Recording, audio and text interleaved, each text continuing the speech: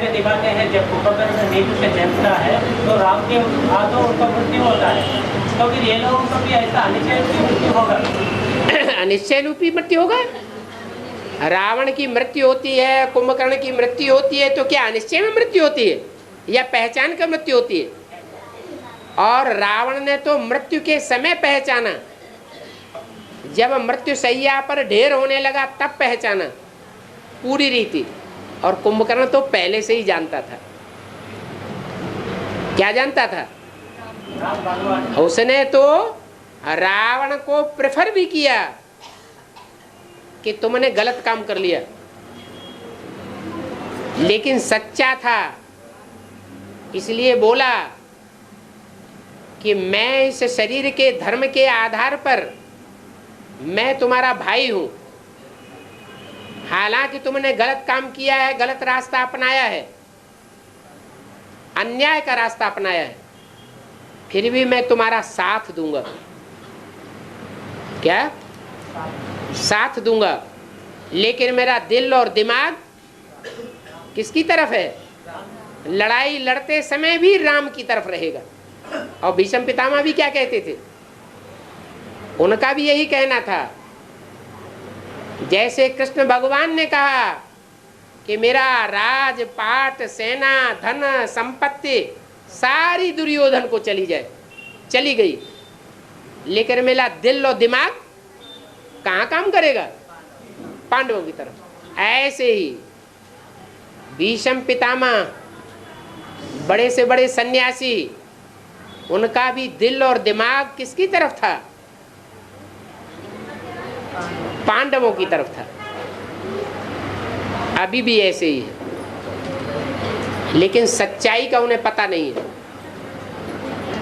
जब उनको सच्चाई उजागर होगी तो तुम बच्चों की विजय हो जाएगी। और एक बात की सुनना चाहिए था। है एक बात की सुनना चाहिए था। तो हिंदी भाषा नहीं आने के कारण लोगों को हिंदी भाषा नहीं आती है ना। एक बात की सुननी चाहिए ना, तो हाँ। हिंदी भाषा नहीं आती ना। तो हिंदी भाषा नहीं आने के कारण जो ट्रांसलेशन करते हैं ना, हाँ, कभी कभी उसके ऊपर भी विश्वास नहीं होता है।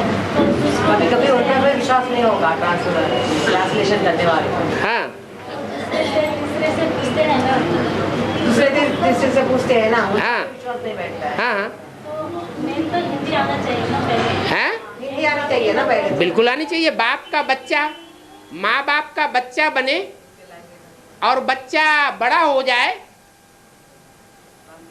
बड़ा हो जाए और गुं गुं गुं गुं गुं करता रहे, तो बड़ा बच्चा कहा जाएगा या छोटा बच्चा है? हैं? छोटा बच्चा है, होशियार तो है नहीं। विदेशी लोग आते हैं, बेसिक में भी 2-4 साल से चले हुए हैं, और यहाँ से भट्टी करके जाते हैं और 1 साल के अंदर भाषण देना शुरू, हिंदी में ट्रांसलेशन करना शुरू, और लिटरेचर अपनी भाषा में लिखना शुरू कर देते हैं, अपनी भाषा में, पॉलिश भाषा में, इंटरनेट में लिटरेचर डालना शुरू कर देते हैं। बाप को हिंदी में लेटर लिखते हैं और हिंदी में लेटर मंगाते हैं। ये भाषा के लिए दोष कहें या आत्मा के कर्मों के लिए दोष कहें? है वो विदेशी लोग, इतनी दूर की भाषा, और ये तो भारत की भाषा है, जहाँ की राजधानी हैदराबाद, आधा हिंदी और आधा उर्दू और आधा तेलुगु है। हाँ, तीनों भाषाएं अच्छे खासे जानकार हैं। वो क्या हिंदी नहीं सीख सकते? जब विदेशी लोग 1 साल में हिंदी सीख सकते हैं, तो यहाँ के जो एपी के लोग हैं, तेलुगु भाषा भाषी हैं, वो हिंदी नहीं सीख सकते? सीख सकते हैं। कोई कहे नहीं सीख सकते हैं तो प्रूफ मौजूद है। एक बहन ऐसी है जो का खा गा नहीं जानती, ABCD नहीं जानती थी हिंदी की। सरेंडर होने के बाद रो रही थी कि मैं बाबा से बात नहीं कर सकती। क्या? आंसू बह रहे थे। और 1 साल के अंदर भाषण देना शुरू कर दिया।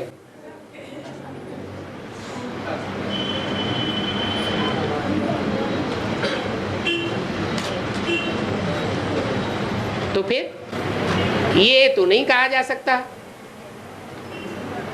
कि भाषा प्रॉब्लम की वजह से हम पीछे रह गए।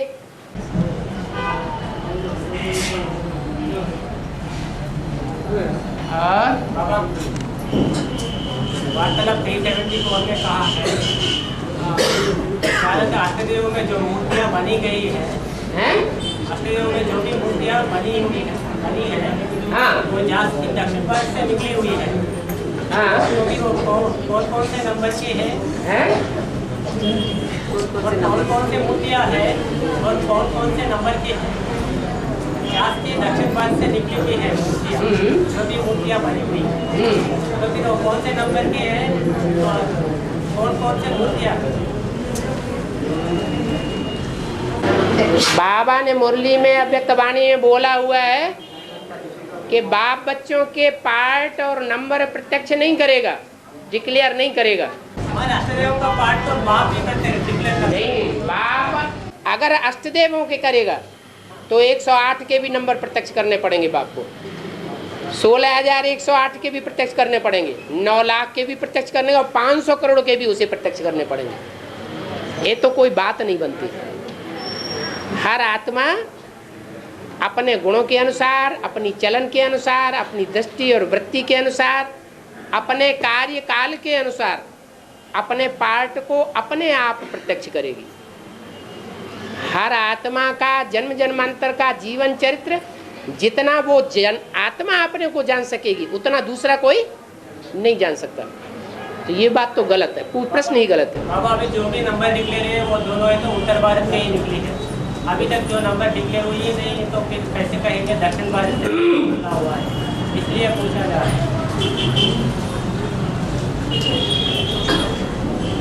उत्तर और भारत और दक्षिण भारत की आत्मा होती है या शरीर होता है? आत्मा तो नहीं होती, शरीर होता है। आत्मा तो उत्तर भारत और दक्षिण भारत का होता नहीं। आत्मा तो उत्तर भारत में भी ज्यादा जन्म ले सकती है और दक्षिण भारत में भी ज्यादा जन्म ले सकती है। रही आदि की 2 आत्माओं की बात, तो उन दोनों आत्माओं में एक आत्मा ऐसी भी है जो प्रत्यक्ष होने के बाद दक्षिण भारत वालों को अपना संबंधी गहरा समझती है, दक्षिण भारत वालों को प्रेफर करती है, प्रेफरेंस देती है, दक्षिण भारत में सबसे जास्ती चक्कर लगाती है और मुख से बोलती भी है कि बाप विदेशी बनकर आया हुआ है कि स्वदेशी बनकर आया है, विदेशी बनकर आया। प्रैक्टिकल में अगर देखा जाए, पकड़ा जाए तो उसकी ज्यादा सेवा दक्षिण भारत में है या उत्तर भारत में है? तो ये बात तो कुछ है ही नहीं कि उत्तर भारत में मूर्ति की पूजा क्यों नहीं होती। अरे भगवान बाप दक्षिण भारत से प्रत्यक्ष होता है, विदेशियों के द्वारा प्रत्यक्ष होता है या स्वदेशियों के द्वारा प्रत्यक्ष होता है? और दक्षिण भारत है भारत का विदेश। तो चाहे कोई भी मूर्तियां हो, चाहे उत्तर भारत के चोले वाली हो और चाहे दक्षिण भारत के चोले वाली हो, उन मूर्तियों को बाप को प्रत्यक्ष विदेशियों के द्वारा करना है या उत्तर भारत वालों के द्वारा करना है? जवाब दो। विदेशी बाप को प्रत्यक्ष करेंगे, पहले से मालूम है, तो विदेशियों की ही 8 मूर्तियों को पहले सेवा ज्यादा सेवा करनी पड़ेगी ना।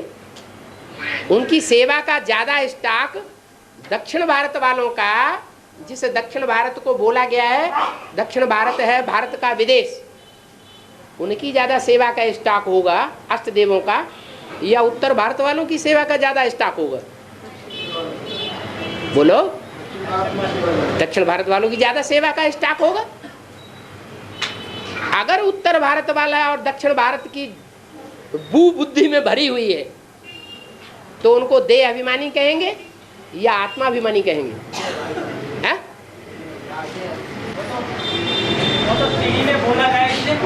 नहीं, जिनकी बुद्धि में उत्तर भारत और दक्षिण भारत का संघर्ष ज्यादा चलता है वो देह अभिमानी है या आत्मा अभिमानी है? देह अभिमानी है। आत्मा उत्तर भारत दक्षिण भारत की नहीं होती है। आत्मा जो है उसका कनेक्शन परमपिता परमात्मा विश्व पिता से है, जो आत्मिक स्थिति वाले हैं। हाँ, मूर्ति हो सकती है, देह हो सकती है दक्षिण भारत उत्तर भारत की। इसलिए दक्षिण भारत में जहां उन्होंने ज्यादा सेवा की है उस चोले के द्वारा, मूर्ति के द्वारा, तो दक्षिण भारत वाले उस मूर्ति की पूजा नहीं करेंगे, मंदिर नहीं बनाएंगे। हाँ? नहीं बनाएंगे। बनाएंगे तो ज्यादा मूर्तियां कहाँ मिल रही है? दक्षिण भारत में मिल रही है, वहीं उनकी पूजा होती है। उत्तर भारत में अष्ट देवों की मूर्तियां नहीं मिलती, उनके मंदिर नहीं बनते। क्यों? क्या दुश्मनी हो गई है? हाँ, उत्तर भारत की सेवा ही उतनी नहीं हुई है। जगदम्बा के द्वारा होगा क्या उनका सेवा? जगदम्बा अष्टदेव में है क्या? नहीं, अष्टदेवों से उत्तर भारत में सेवा नहीं हो रहा, तो जगदम्बा के द्वारा होगा। जो भी देवियां हैं उनकी पूजा उत्तर भारत में ज्यादा होती है या दक्षिण भारत में ज्यादा होती है? क्यों?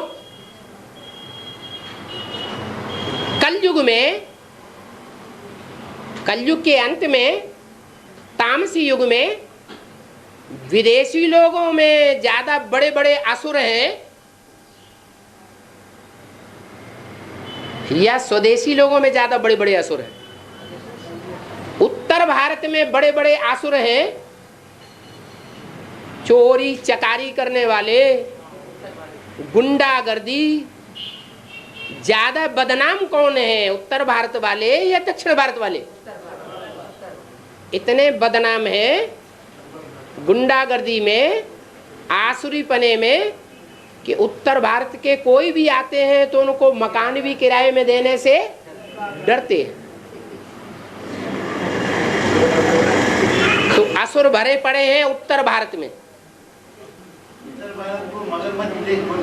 फिर जब मगरमच्छों का देश है तो कमजोरों को खा जाने वाला है ना। देवताएं और भगवान जो हैं वो कमजोरों की सहायता करते हैं या कमजोरों को खा जाते हैं? भगवान और भगवान के बच्चे देवताएं वो असुरों को खा जाते। वो जो क्या नाम, जो कमजोर हैं, गरीब निवाज बनते हैं, कमजोर निवाज बनते हैं, उनको संवर्धन करते हैं या उनका विनाश कर देते हैं? संवर्धन करते हैं। और एक बीजेपी ने कहा है जिनका नंबर डिक्लेयर होता है बन जाता है, जिनका नंबर डिक्लेयर होता है वो विरोधी बन जाता है। मगर अष्टदेवों में तो ऐसा नहीं हुआ। क्या? जिनका नंबर एक बीसीडी में कहा है, जिनका नंबर डिक्लेयर होता है वो विरोधी बन जाता है। अष्टदेवों में तो ऐसा नहीं हुआ। विरोधी बन जाता है? जिनका नंबर डिक्लेयर होता है वो विरोधी बन जाते हैं? एक बीसीडी में कहा है, एक सीडी में कहा है। नहीं, ये कहा है जो पहले जन्म लेते हैं। क्या? जिनका जन्म पहले होता है वो असुर हैं।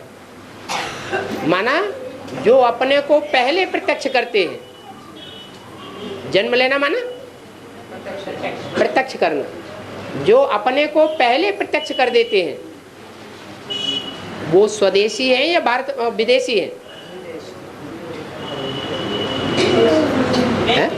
विदेशी अपने को पहले प्रत्यक्ष होते हैं। कामी, क्रोधी, लोभी, मोही, अहंकारी, ये विदेशी हैं या स्वदेशी हैं? विदेशी हैं। तो जो असुर होते हैं वो प्रत्यक्षता रूपी जन्म अपना पहले मनाते हैं, और जो स्वदेशी हैं वो अपने को प्रत्यक्ष नहीं करते, पांडवों की तरह गुप्त रहते हैं। जैसे बाप गुप्त, बाप के बच्चे भी गुप्त। इसलिए अष्टदेव भले उनके नंबर कोई भी प्रत्यक्ष करें, लेकिन वो अपने को भगवान मानने वाले या भगवान का बच्चा मानने वाले या अष्टदेव अपन को कहने वाले नहीं है। अगर कहते हैं तो वो बाप के अव्वल नंबर बच्चे नहीं। और थोथा चना बाजे घना, अधजल गगरी छलकत जाए। आधा जल से भरी हुई गगरी ज्यादा छलकती है या पूरी भरी हुई गगरी ज्यादा छलकती है? तो जो गहरे होते हैं, भरे पूरे होते हैं, वो अपने को अपने आप प्रत्यक्ष नहीं करते। ये भारत की परंपरा है। क्या कोई दुकान खोलेंगे तो बाप का नाम दुकान में डालेंगे या बच्चों का नाम दुकान में डालेंगे? एंड सन्स कंपनी, एंड से पहले बाप का नाम होगा। पहले बाप को प्रत्यक्ष करें तो अष्टदेव की लिस्ट में है, और जो अपने को प्रत्यक्ष कर दे, क्या मेगा प्रोग्राम बनाओ, बड़े बड़े पोस्टर छपाओ, बड़े बड़े पोस्टर में अपना चित्र, अपना फोटो डाल दो, त्रिमूर्ति शिव प्रत्यक्ष हो जाओ। भगवान की ये तीनों मूर्तियां हैं जो स्थापना, पालना और विनाशकारी है। तो पोस्टर छपा करके अपने को प्रत्यक्ष करने वाले वो देवता हैं या असुर हैं? हैं? क्या है? वो तो असुर हो गए। पांडव तो गुप्त होते हैं, गुप्त रह करके पुरुषार्थ करते हैं। उनका दान, मान, पद, सेवा सब गुप्त रहती है।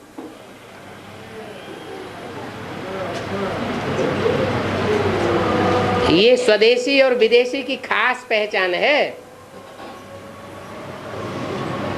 कि ये आत्मा में स्वदेशी के गुण होने चाहिए। ऐसे नहीं कि शरीर विदेश में जन्म लिया है तो विदेशी है। गुणों अवगुणों के आधार पर स्वदेशी विदेशी साबित होगा। और मुसलमान नमाज में बैठे हैं तो अल्लाहु अकबर बोलते हैं। आवाज आ गई कान में? कहा अल्लाहु माना शिवो हम हैं? हैं? अल्लाहु माना शिवो हम हुआ। हाँ, तो फिर अकबर माना क्या है? अक माने अकौआ। अक, अक का जो फूल होता है ना, वो दुर्गंध छोड़ता है या सुगंध छोड़ता है? दुर्गंध छोड़ने वाला होता है। माने ग्लानि की दुर्गंध है या दिव्य गुणों की दुर्गंध कही जाती है? ग्लानि की दुर्गंध। तो जितने भी विदेशी हैं, खास करके मुसलमान और खास करके क्रिश्चियंस, उन्होंने हिंदुओं की और हिंदू शास्त्रों की ज्यादा ग्लानि की है या बौद्धियों ने की है? सिख धर्म वालों ने की है? मुसलमान और क्रिश्चियंस ने ज्यादा ग्लानि की है। इसलिए वो अक के फूल हैं, और उन अक के फूलों में वर, वर माना श्रेष्ठ। क्या? उन अक के फूलों में, दुर्गंध फैलाने वालों में, ग्लानि करने वालों में जो श्रेष्ठ हैं, ऊंचे ते ऊंचे हैं, वो है अकबर। क्या? तो मुसलमान धर्म की जो प्रजा वर्ग वाले हैं, फॉलोअर्स हैं, वो अल्लाह के साथ किसका नाम जोड़ेंगे? अकबर का नाम जोड़ेंगे। और बौद्ध धर्म वालों ने इतना ग्लानि तो नहीं किया, फिर भी उसको भारत से क्यों निकाला? कोई ग्लानि न करे,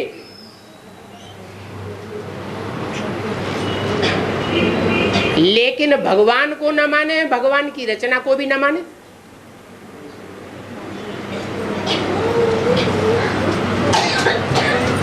विदेशी है, भगवान को मानता है, अल्लाह अल्लाह मुंह से तो करता है, ओ गॉड फादर ऊपर करके मुंह तो करता है, मानता तो है। जन्नत को, पैराडाइज को मानता तो है, अल्लाह की रचना तो मानता है। ये तो नहीं कहता कि क्राइस्ट ने पैराडाइज स्थापन किया, ये तो नहीं कहता कि मोहम्मद ने जन्नत बनाई, कहता है? गॉड फादर कोई मानता है ना। तो बौद्ध ज्यादा श्रेष्ठ हुए, बौद्धी ज्यादा श्रेष्ठ हुए, या भगवान को और भगवान की रचना को मानने वाले ज्यादा श्रेष्ठ हुए? नास्तिक कौन हुए और आस्तिक कौन हुए?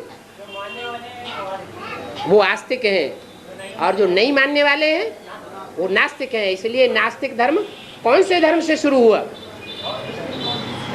बौद्ध धर्म ही है जहां से नास्तिकता की शुरुआत होती है। क्या? एक बौद्ध धर्म ही ऐसा है जिसमें भगवान क्या होता है ये नहीं बताया गया, स्वर्ग क्या होता है ये नहीं बताया गया, आत्मा क्या होती है वो नहीं बताया गया। न आत्मा को मानते, न परमात्मा बाप को मानते, न उसकी रचना स्वर्ग को मानते, तो वो नास्तिक हैं या आस्तिक हैं? नास्तिक ठहरे। नास्तिकों से दूर रहना चाहिए या परिवार को खराब कर देंगे? हैं? नास्तिकों तो दूर ही रखना चाहिए। तो देश निकाला कर दिया क्या, बुरा कर दिया क्या? है? हिंसा का असली अर्थ मालूम है? और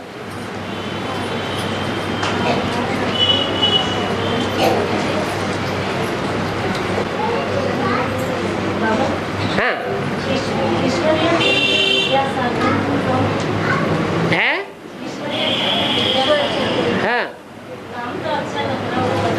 हाँ, आदमी थे और कौन थे? अच्छे श्रेष्ठ आदमी थे, नाम भी अच्छा है, उन्होंने काम भी अच्छा ही किया। जो अच्छा काम करते हैं उनकी महिमा होती है, हैं?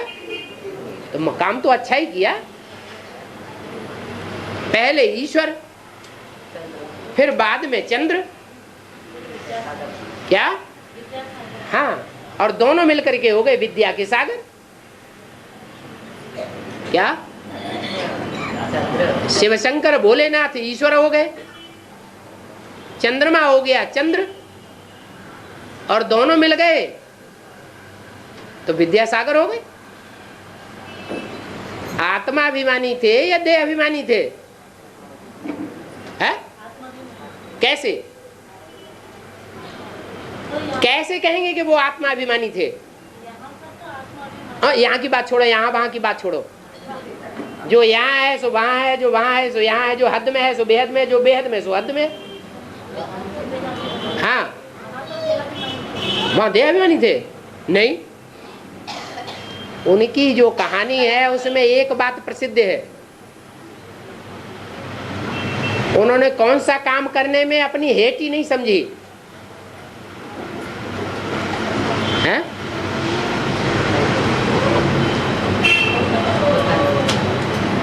उन्होंने कुली का काम किया या नहीं किया है?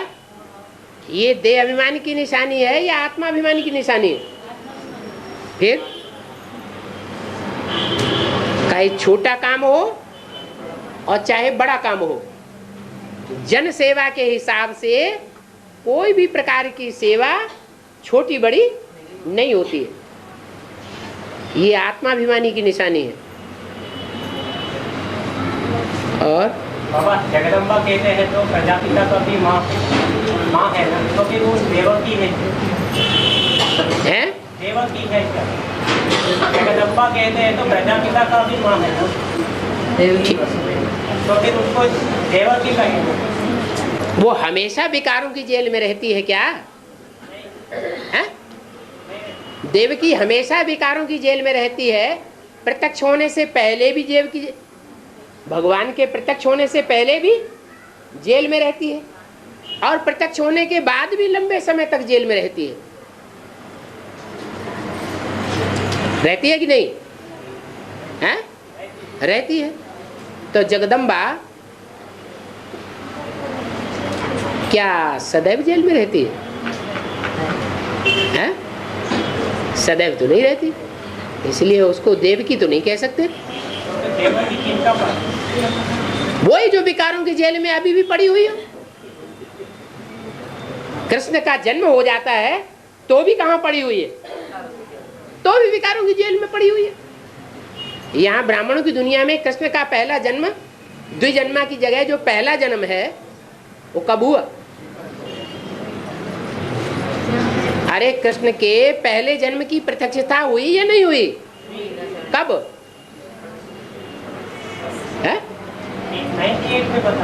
98 में बताया, हम नहीं मानते। हैं? 89 में कृष्ण का पहला जन्म हुआ। तो जो पहला जन्म हुआ उस समय देवकी उस समय के बाद भी और अब तक भी जेल में है या जेल से मुक्त हो गई? भगवान को पहचान लिया या नहीं पहचाना? हैं? पहचान लिया। जब कृष्ण मिलने आते हैं जेल में तो वसुदेव देवकी उनको पहचानते हैं या नहीं पहचानते हैं? नहीं पहचानते। तो विकारों की जेल में आत्मा जब तक है तब तक पहचानेगी नहीं। अरे ज्ञान मिलने के बाद थोड़ा तो मानसिक रूप से तो विकारों की जेल से मुक्त हो जाए, वो भी नहीं। किसी ने कहा है सबसे बड़ा रावण की जेल में है जगदम्बा।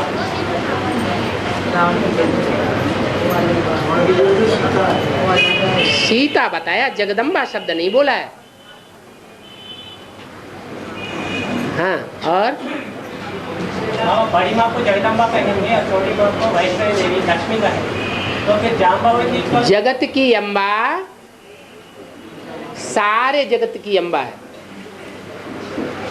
सारे जगत में सिर्फ देवताएं ही होते हैं या राक्षस भी होते हैं? जगत में राक्षस भी हैं और जगत में देवात्माएं भी हैं। राक्षसों की संख्या ज्यादा है या देवात्माओं की संख्या ज्यादा है? राक्षसों की संख्या ज्यादा है। जिसकी बुद्धि संख्या को पकड़े और श्रेष्ठता को न पकड़े, वो निष्कृष्ट हुआ या श्रेष्ठ हुआ? है? निष्कृष्ट हुआ। तो दुनिया में और धर्म के जितने भी हैं सब विधर्मी हैं और विधर्मियों की अम्बा है। देवताएं बहुत थोड़े हैं और वो भी पहचान में नहीं आ रहे हैं। क्या? क्योंकि जो भी देवात्माएं हैं उनमें छिलका चढ़ा हुआ है, पता ही नहीं लगता। आज देवताई पार्ट बजाते हैं और कल धोखेबाज बन जाते हैं। माँ को तो सारी दुनिया ठगती है। क्या? अभी भारतवर्ष में खास जो भी परिवार हैं उन परिवारों में माता का मान ज्यादा है, कन्या का मान ज्यादा है, बाप का मान ज्यादा है या भाइयों का मान ज्यादा है? और सबसे कम मान किसका है? माताओं का सबसे कम मान मर्तबा है। सबसे ज्यादा ठगी कौन जा रही है? सबसे ज्यादा समाज जो है कन्याओं, माताओं, कुमारों, पिताओं के बीच में समाज किसको जास्ती ठग रहा है? अरे कन्याओं माताओं के बीच में ज्यादा किसको ठग रहा है? माताओं को ठग रहा है। बाप जब से आए हैं, प्रत्यक्ष हुए हैं, तब से फिर भी कन्याओं माताओं को संपत्ति में बराबर का दर्जा दिया गया है। उससे पहले 63 जन्म भक्ति मार्ग में माताओं को, कन्याओं को वर्षा ही नहीं मिलता था प्रॉपर्टी में।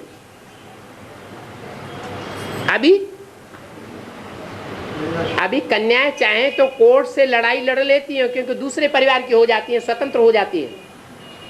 उनको दूसरे परिवार से सहयोग मिल जाता है और कोर्ट में चढ़ करके अपना हिस्सा ले लेती हैं। माताएं नहीं ले सकती, क्योंकि वो ही पुराने परिवार के अधीन है। घर घर में माताएं की वही स्टेज है। जो गीता माता का बच्चा कृष्ण बन करके बैठ जाता है, गीता माता का गीता पति भगवान मालिक बन करके बैठ जाता है। कृष्ण बच्चा क्या बन करके बैठ जाता है? गीता माता का पति बन करके बैठ जाता है। अपनी मुट्ठी में पूरा कंट्रोल करके रखता है। आज एक एक परिवार की यह हालत है। कोई ताल ठोक करके विरोध करना चाहता तो आए सामने। यहां कोई बैठा हो तो बताए, है? हर परिवार में एक एक माता की ये हालत है कि भले माता के बच्चे हैं, उन बच्चों की बहुत अच्छी पालना भी की है माता ने, तो भी वही बच्चे माता को अपनी मुट्ठी में लेकर के उंगली पर चला रहे हैं। एक एक परिवार में ऐसे चला रहे हैं। और ये परंपरा की शुरुआत कहां से होती है? 63 जन्मों में जो भी परंपराएं चली हैं, उन परंपराओं का फाउंडेशन डालने वाले कौन हैं? राम वाली आत्मा परंपरा का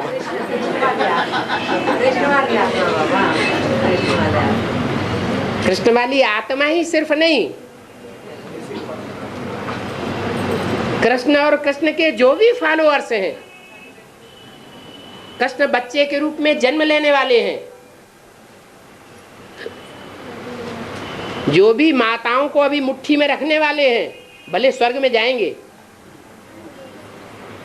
उन्होंने ऐसा पुरुषार्थ किया है कि कृष्ण को बाप के रूप में पहचाना है, भगवान के रूप में। राम वाली आत्मा को भगवान के रूप में नहीं पहचाना, इसलिए उन्होंने कृष्ण को फॉलो किया है। और आज भी कृष्ण बच्चे के रूप में फॉलो बन करके माताओं को उंगली के इशारे पर चला रहे। ये परंपरा चेंज तब होगी जब गीता का भगवान कृष्ण फेल हो जाए।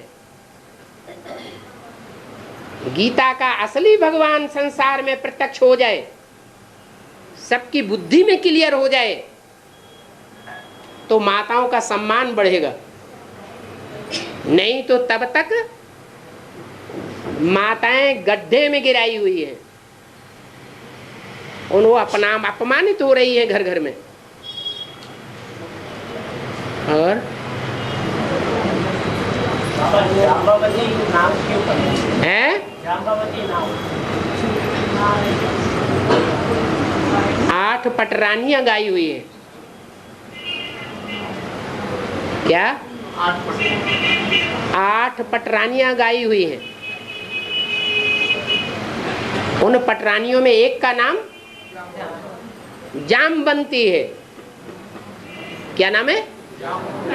जामवंती। रामायण में किसी का नाम इस शब्द से मिलता जुलता है?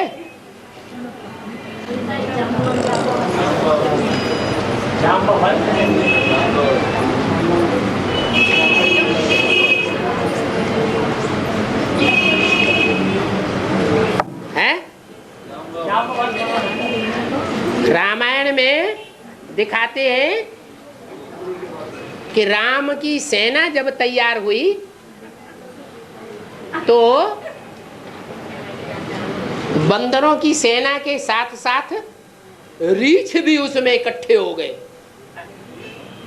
क्या हो गए कि नहीं इकट्ठे? उन रीछों का मुखिया का नाम था जामवंत, और जामवंत की लड़की होगी, उसका नाम क्या पड़ेगा? जामवंती। जैसे महाभारत में नाम पड़ गया जामवंत, जामवंती या तो लड़की होगी या तो बहन होगी छोटी। ऐसे ही महाभारत में नाम पड़ गया कृपा और कृपी, भाई बहन हो गए तो कृपा कृपी नाम पड़ गया। ऐसे ही जामवंत की कन्या या बहन, छोटी बहन, उसका नाम क्या पड़ गया? जामवंती। ये रीछों का परिवार है। इसका परिवार है रीछ।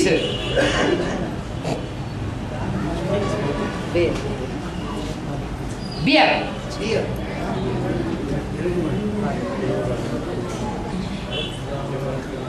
रीछ की क्या विशेषता होती है?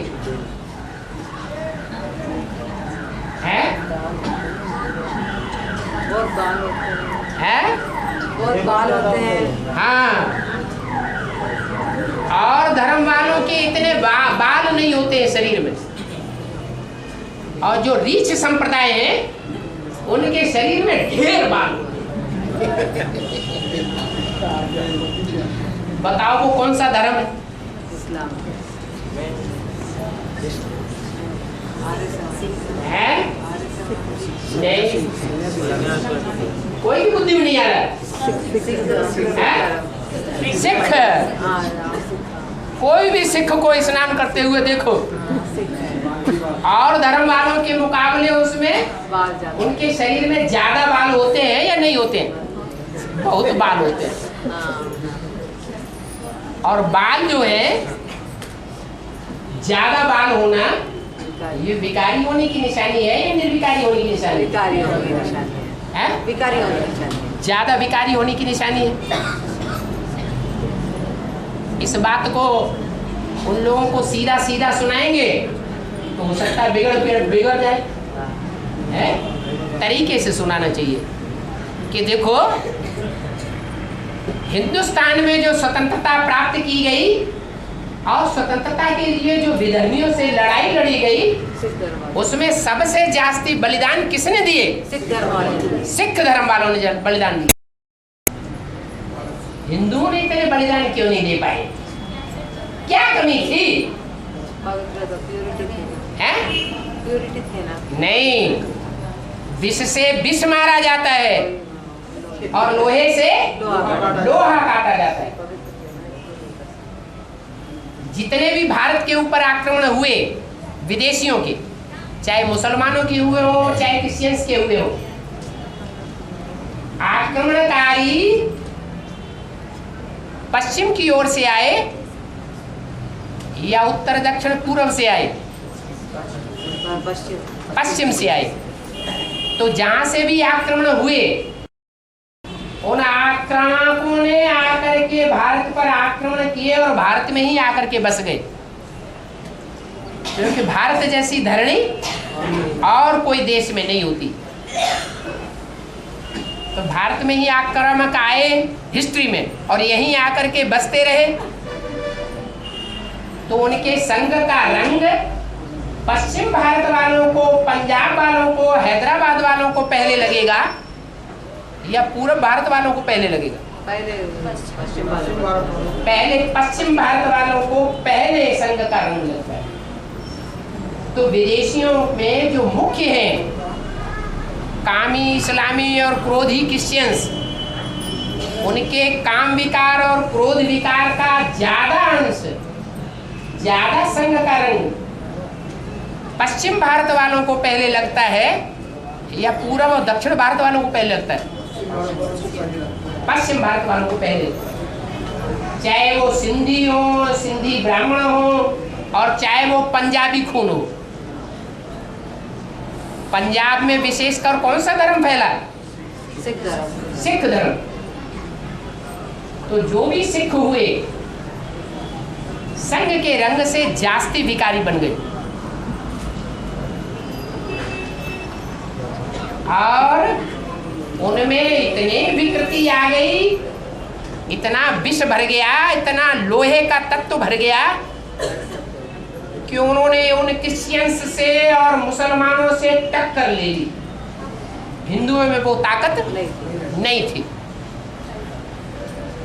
तो अच्छा हुआ या बुरा किया? सिखों ने अच्छा किया या बुरा किया? अच्छा किया।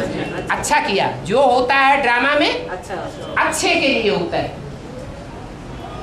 इसलिए जामवंत का गायन है कि राम की सेना बंदरों की तो थी, फिर भी जामवंत अगर सहयोगी न बनते तो राम की विजय नहीं होती।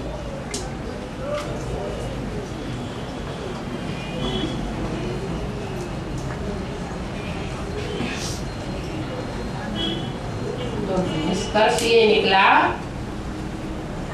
कि सिख धर्म वालों में जो राज करेगा खालसा, वो खालिस आत्मा एडवांस पार्टी में सबसे पहले बाप की बनती है।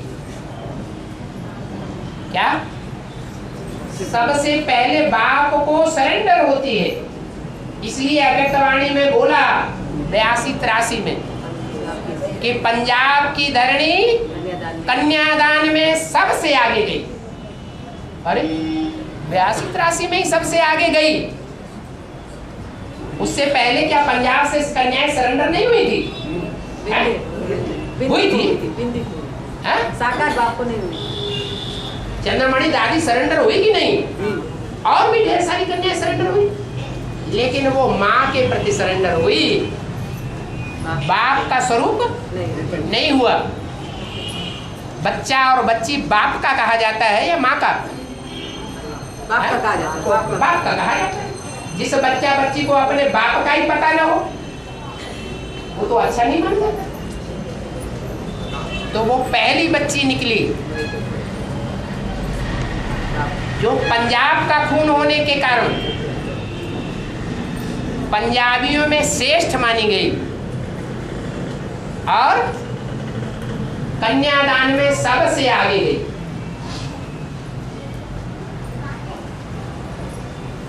तो जो सबसे आगे जाएगा,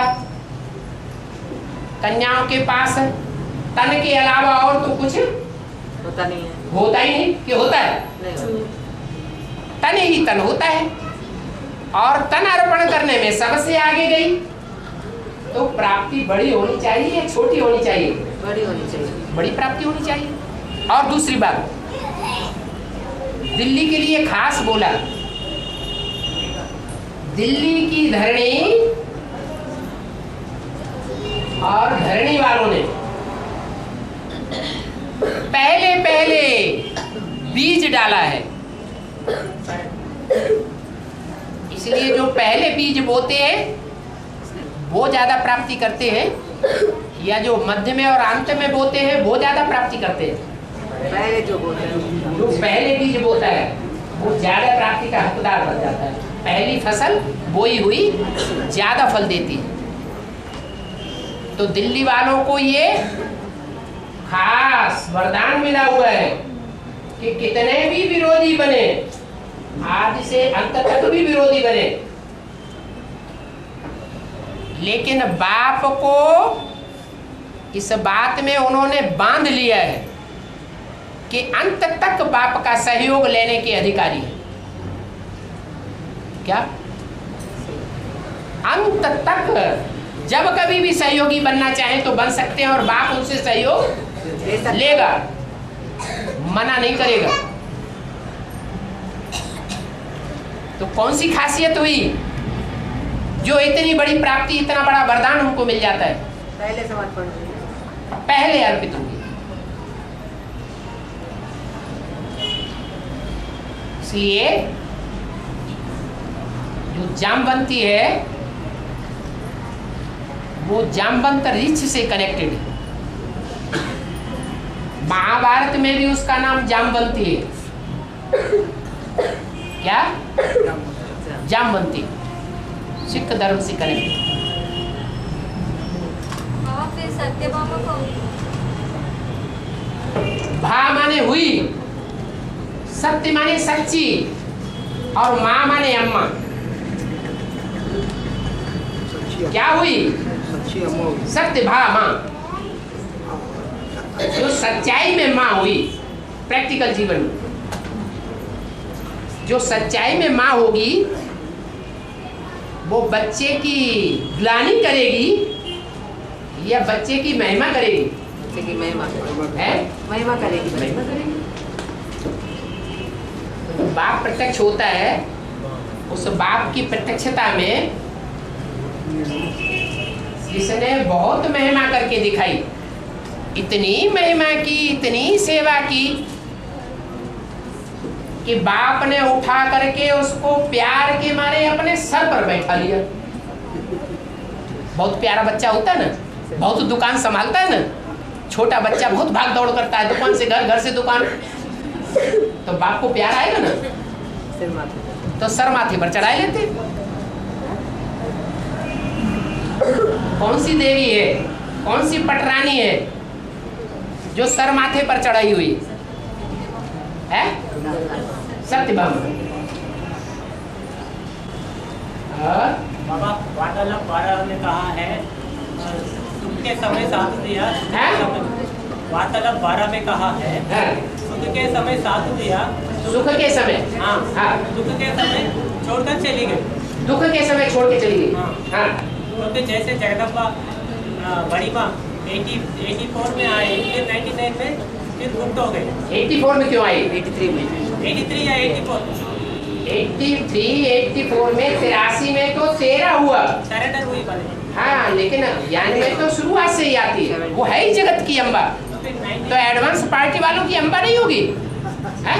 सन 76 से एडवांस पार्टी शुरू हुई, तो पहले अम्मा होगी कि एडवांस पार्टी होगी? अम्मा होनी चाहिए कि नहीं होनी चाहिए? है? और वैसे भी सन्यासी जो लोग जब देवियों की पूजा करते हैं ना, तो जब 9 देवियों का सिलेक्शन करते हैं तो उन 9 देवियों में सिलेक्शन करते समय 9 साल की कन्या को चुनने का ज्यादा परंपरा है या 17-18 साल की कन्या को चुनने की ज्यादा परंपरा है? 9 साल की कन्या। क्यों? पवित्र होती है। 9 साल की कन्या थोड़ी समझदार भी होती है, ज्यादा समझदार भले नहीं, लेकिन प्योरिटी की उसमें पावर ज्यादा होती है। तो जगदम्बा एडवांस पार्टी के शुरू होने के समय 9 साल की कन्या थी। और अभी भी एडवांस पार्टी में जो भी कन्याएं आती हैं, जो 9 साल की कन्याएं होती हैं, उनको प्रेफरेंस दिया जाता है। इसलिए लड़की की पावर ज्यादा है, बड़ी होगी तो समाज में, मोहल्ले पड़ोस में, संबंधियों में कहीं न कहीं कनेक्शन में आने के कारण प्योरिटी में थोड़ा जोखिम आ सकता है, ना।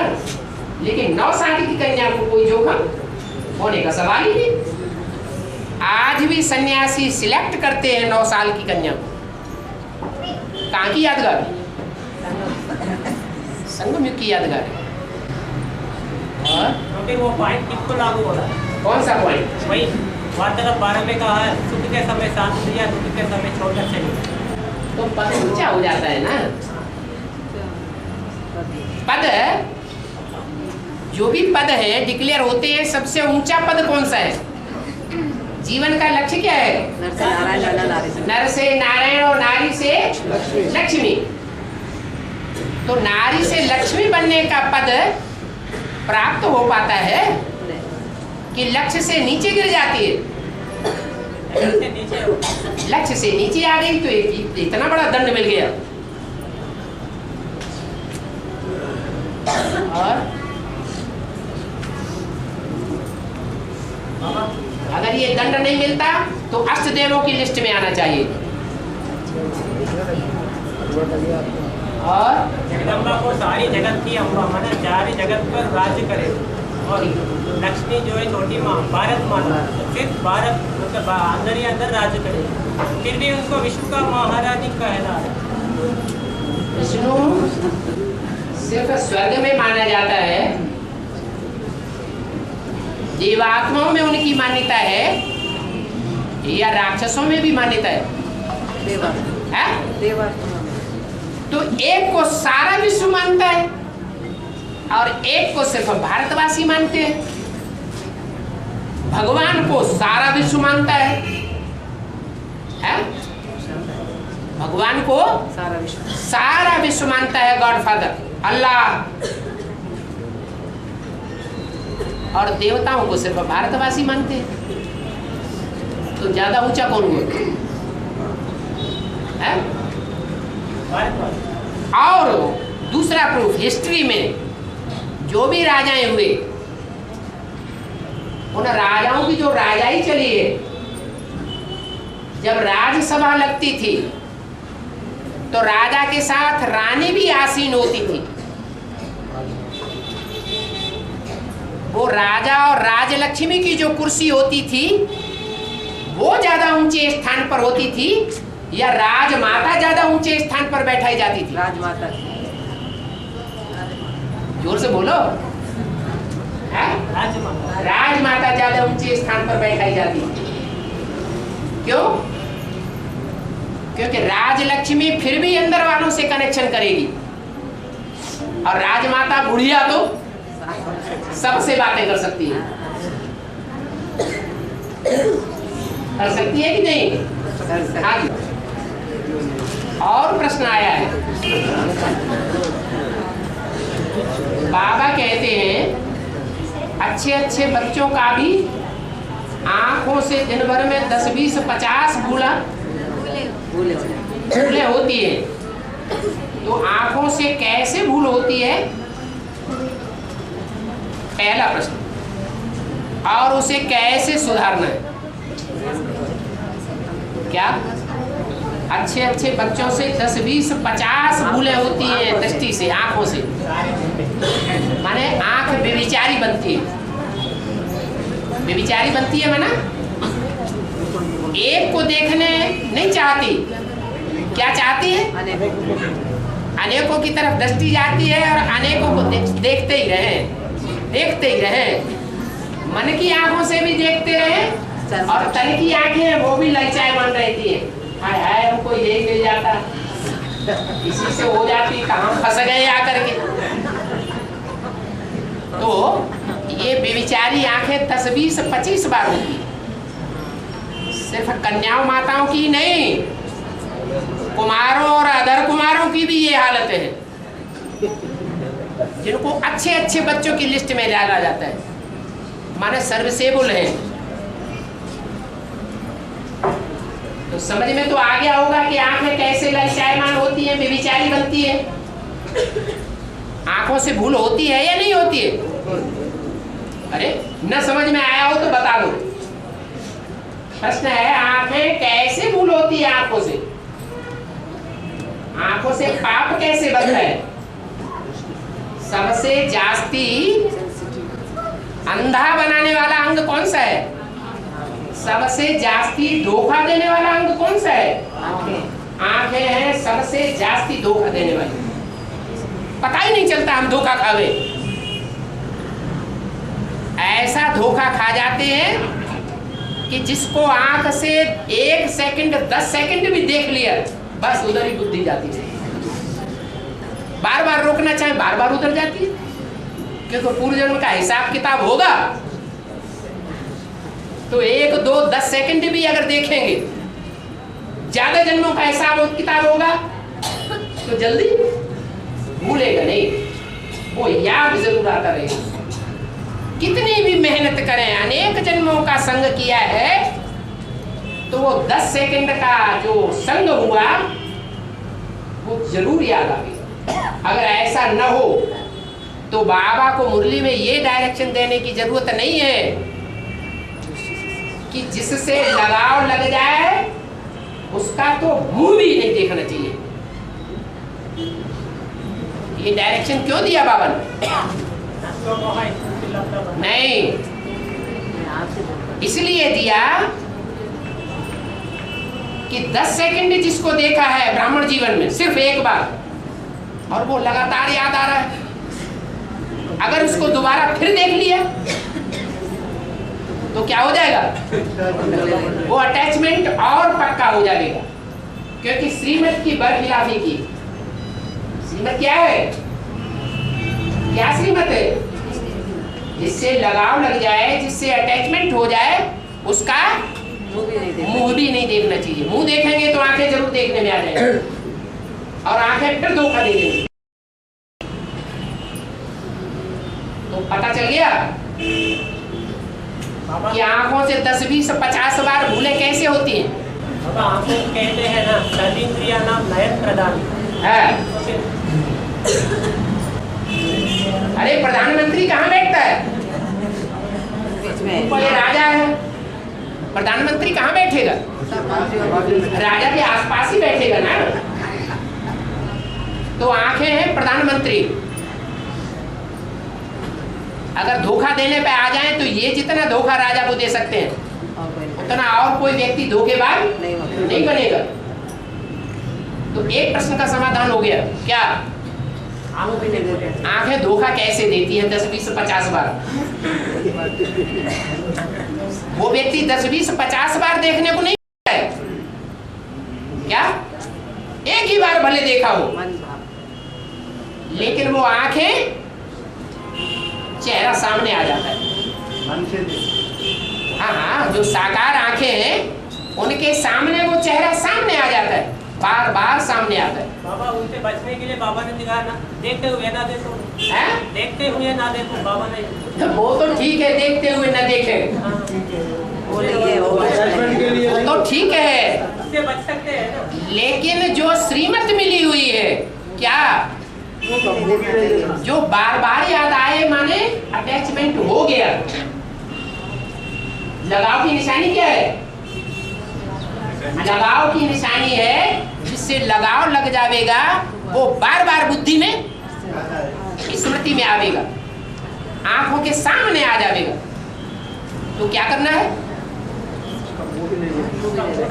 हाँ, जिससे लगाव लग जाए उसका मुंह भी नहीं देखना है। चलो, इन आंखों से हम मुंह नहीं देखेंगे, लेकिन अंदर की आंखों से मुंह और आंख याद आती रहे तो क्या करें? क्या करें उसी समय? बाप की आंख देखें, बाप का चेहरा देखें तो काट हो जाएगा, क्योंकि बाप से बड़ी चुंबक और कोई है नहीं। लेकिन कोई लोहा ऐसा होता है जिसको चुंबक तुरंत पकड़ लेती है, और कोई लोहा ऐसा होता है कि उस पर पालिश चढ़ा दी, चढ़ाई जाती कि नहीं? उस पर कुछ कवर चढ़ा दिया जाता है, भले पतला कवर है, लेकिन ऐसा कवर चढ़ जाता है कि वो उसको खींचता ही नहीं। तो टाइम लगेगा ना। हिम्मत नहीं हारना चाहिए कि हम तो इतनी बार काट कर दिया, इतनी बार बाबा को याद किया, फिर भी याद आ जाता है। जितनी बार याद आए उतनी बार बाप को लिख करके देना चाहिए। लेकिन बाप तो कहते हैं कि एक बार लिख करके दिया माफ, दूसरी बार लिख करके दिया माफ, तीसरी बार माफ नहीं होगा, ज्यादा से ज्यादा 3 बार माफ होगा, फिर माफ नहीं होगा। तो फिर बार बार लिखने से फायदा क्या? ऐसा नहीं, बाप का डायरेक्शन है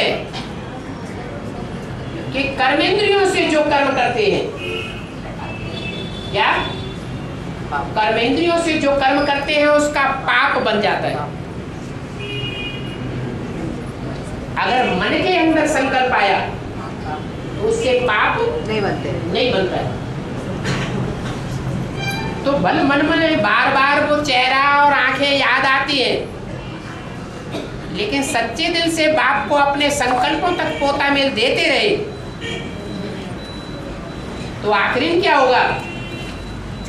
आखिरी याद आना बंद हो जाएगी। तो यही सुधार का तरीका है। याद के सिवाय और दूसरे तरीके से पाप और पापियों से छुटकारा मिल नहीं सकता। बाबा, हाँ, ये देव विनाशी है बोल के उसका रूप का चिंतन करने से हो सकता है उससे? है? विनाशी रूप है ना बाबा? बाबा का रूप विनाशी है। बाबा का नहीं, हाँ। जो शक्ल खूबसूरत का शक्ल विनाशी है ना। हाँ, वो तो सभी जानते हैं। ये आदि मांस का पुतला है बोल के इसका ऐसा वो चिंतन तो सभी जानते हैं कि जो भी रूप है विनाशी इस दुनिया में बाप के अलावा जो भी हम इन आंखों से देखते हैं वो सब विनाशी है। सब विनाशी है। इसमें तो कोई नई बात नहीं अड्डी मांस का पुतला समझने से विचार नया है, याद नहीं आएगा उसका। है? अड्डी मांस का पुतला समझना जो भी खूबसूरत है ना, वो याद आने से पुतला समझने से विनाशी है, याद करने से याद नहीं हो नहीं जाएगा। आएगा क्या? सिर्फ बाबा को याद करने से होगा, या तो ऐसा समझना चाहिए कि सारा विनाशी है, ऐसा समझना चाहिए। वो देवभान होगा तो विनाशी मालूम ही नहीं पड़ता है। नहीं पड़ता। देवभान होगा तभी तो देह वाला याद आएगा। अपने को आत्मा समझ करके जो पक्का बैठ गया उसको देहधारी याद क्यों आएगा?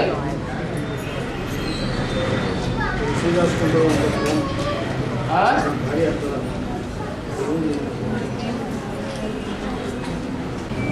एक तो ये भूल कैसे होती है बार बार, और भूल को कैसे सुधारना है वो बाबा ने मुरली में बता दिया। अपने को आत्मा समझ आपको याद करो। बार बार भूलता है, बार बार बाबा की याद करो। दूसरा कोई तरीका नहीं। ये पाप और पापियों से छुटकारा पाने का नहीं है। पापी पीछे पड़ गया ना कोई, तो पापी से छुटकारा कैसे मिले? हिसाब किताब तो हमने जोड़ा या कोई दूसरे ने जोड़ा? हमने जोड़ा। तो हमने जो हिसाब किताब जोड़ा है वो हमको ही काटना पड़ेगा। एक प्रश्न तो ये हुआ।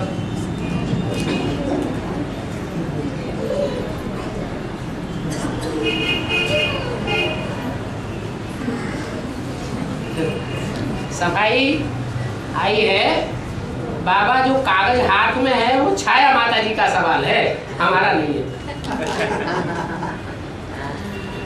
हे भगवान।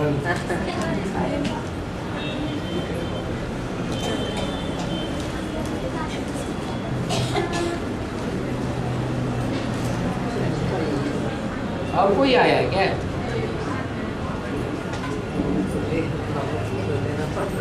ये भी कागज हाथ में आया है।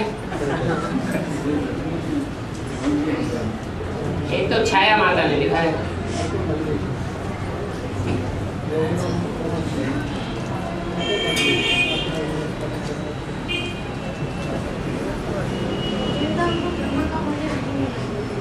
ब्रह्मा भोजन के लिए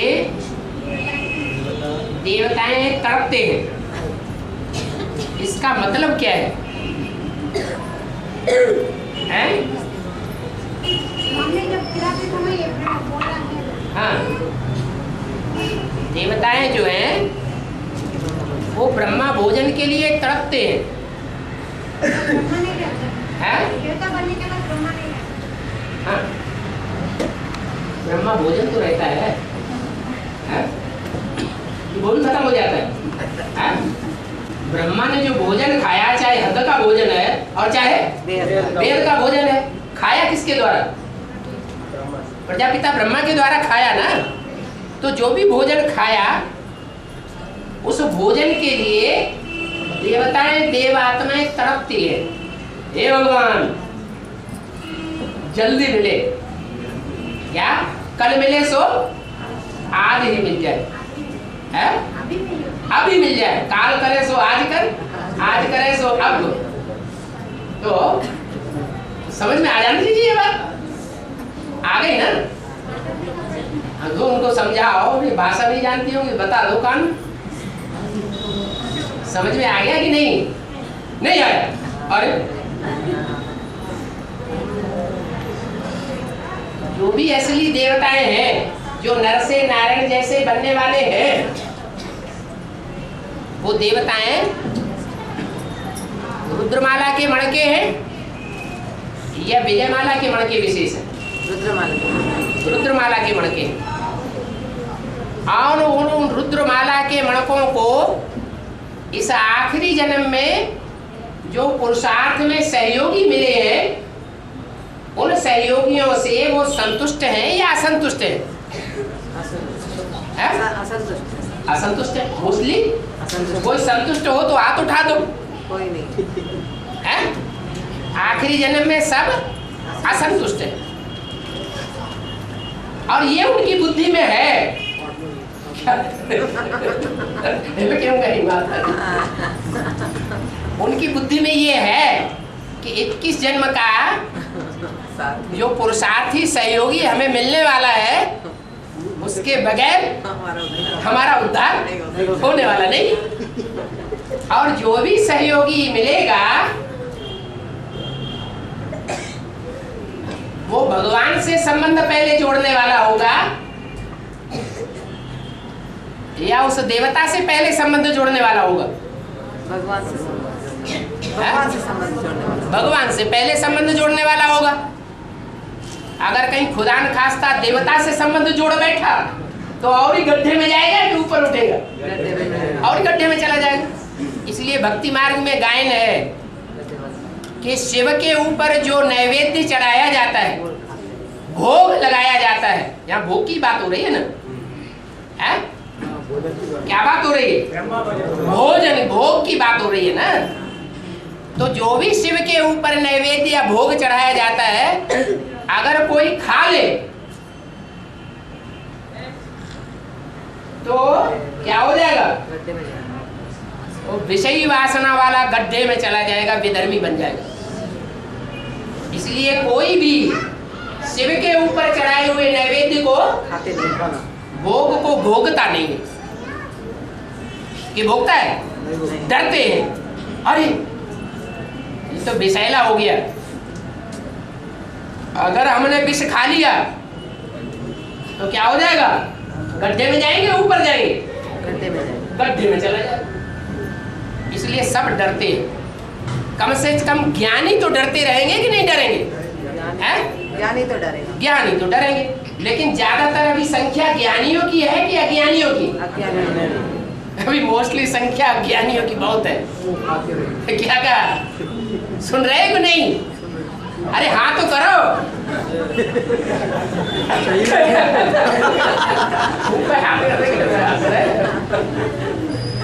तो जो भी अज्ञानी है उनकी बुद्धि में जल्दी ये बात बैठती नहीं, तो उनको ये आस बनी रहती है कि जो ब्रह्मा भोग है, ब्रह्मा प्रजापिता ब्रह्मा ने जिन जिन का भोग लगाया है, अच्छे अच्छे नैवेद्यों का, उनका भोग हमको जल्दी मिल जाए तो हम भी संग के रंग से क्या हो जाए?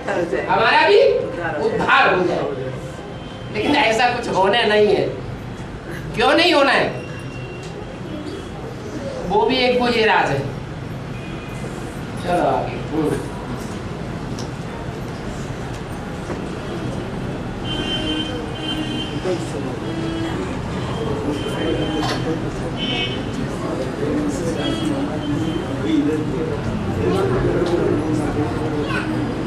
चलो अब तो पर्चे भी खत्म हो गए।